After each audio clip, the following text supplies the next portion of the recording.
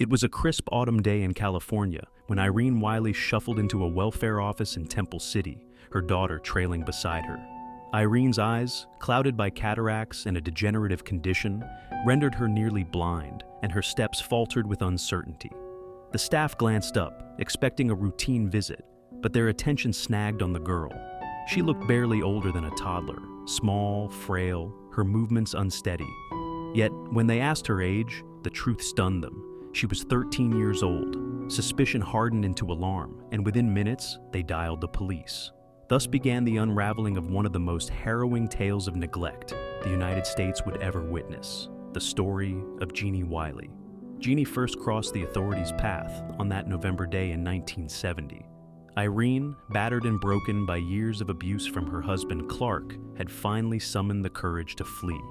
She took Jeannie and sought refuge with her parents in Monterey Park, a quiet suburb east of Los Angeles. From there, she set out to claim disability benefits, a lifeline for a woman whose sight was failing fast. But her blurred vision betrayed her, leading her into a social services office by mistake instead of the intended facility. A worker greeted them, her gaze lingering on Jeannie. Expecting a child of 6 or 7, she was floored to learn the girl was a teenager. After a tense conversation with Irene, the staff called the police. Clark and Irene were arrested, and Jeannie was whisked to Children's Hospital Los Angeles, where doctors uncovered a case of deprivation so extreme it defied comprehension. At the hospital, Dr. James Kent examined Jeannie and delivered a grim prognosis. Weighing less than 60 pounds and standing just 4.5 feet tall, she bore the marks of severe malnutrition. Her body told a story of stunted growth, thin limbs, a hunched posture, and a gait so unsteady she seemed perpetually on the verge of collapse. She struggled to focus on objects beyond 10 feet, her eyes darting without purpose, and swallowing food proved a laborious task. Saliva dribbled from her mouth as she spat reflexively, and she was entirely incontinent. Most striking, however, was her silence. At 13, Jeannie could not speak. She didn't whisper or whimper. She made no sound at all. According to nurses, she couldn't even cry, instead pushing chairs or dragging objects across the floor when she needed to express herself. Experts soon ruled out physiological or selective mutism. Something else, something unthinkable, had stolen her voice. To understand Jeannie's silence, one must rewind to her beginnings. Born on April 18, 1957, in Arcadia, California, she entered the world as the 4th child of Irene and Clark Wiley. Irene, 2 decades younger than Clark, had fled the Dust Bowl's choking storms in the 1930s, seeking a fresh start on the West Coast. Clark, a controlling man hardened by life, married her, and they had 4 children. 2 died in infancy, one from pneumonia, the other neglected in a garage, leaving Jeannie and her older brother, John. At 3 months, Jeannie was diagnosed with a dislocated hip, requiring a splint that delayed her walking. Clark, convinced this signaled intellectual disability, grew distant. He forbade Irene and John from coddling her, his demeanor chilling as his suspicions took root. The tipping point came when Jeannie was nearing her 2nd birthday. Clark's mother, a stabilizing force in his life, died in a hit-and-run accident. Grief consumed him, twisting his already rigid nature into something darker. Experts later speculated that he came to see the outside world as a threat, a force to be barricaded against. He moved his family into his mother's vacant house in Temple City and turned it into a fortress of isolation, especially for Jeannie. Confined to a back room, she spent her days strapped to a child's toilet, her nights bound in a sleeping bag inside a crib-like cage. Clark despised noise. If Jeannie so much as whimpered, he struck her with a wooden board, his blows a brutal lesson in silence. He forbade Irene and John from speaking in her presence, severing her from language entirely. Jeannie's world was a void.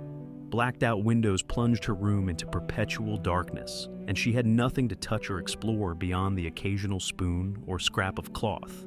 Sensory deprivation and malnutrition warped her development, freezing her in a state of infancy even as years ticked by. Irene, meanwhile, lived as a prisoner in her own home.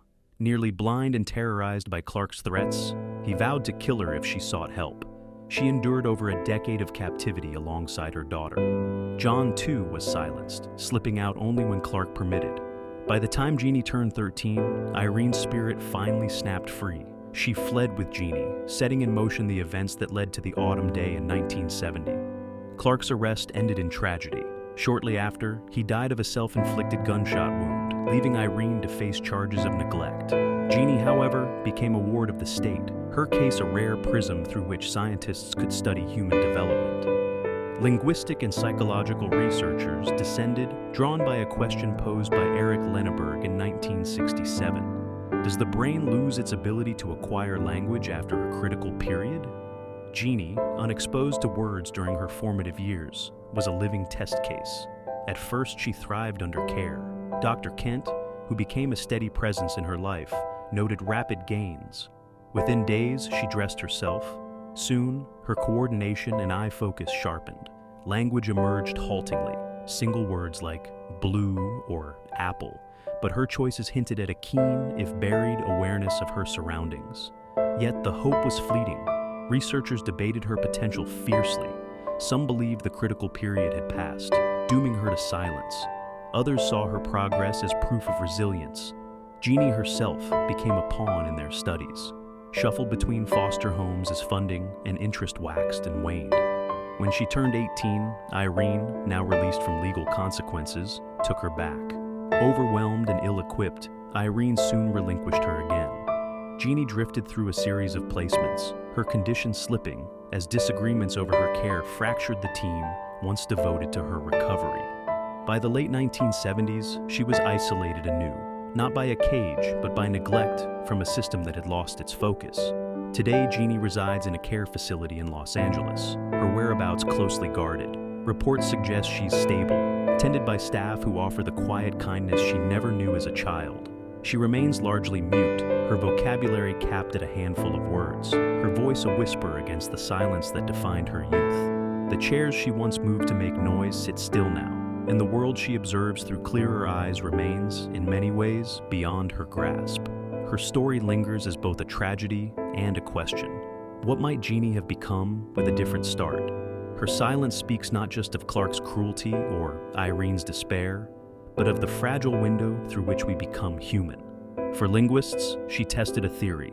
For the rest of us, she reflects a haunting truth. Some cages leave marks no key can erase.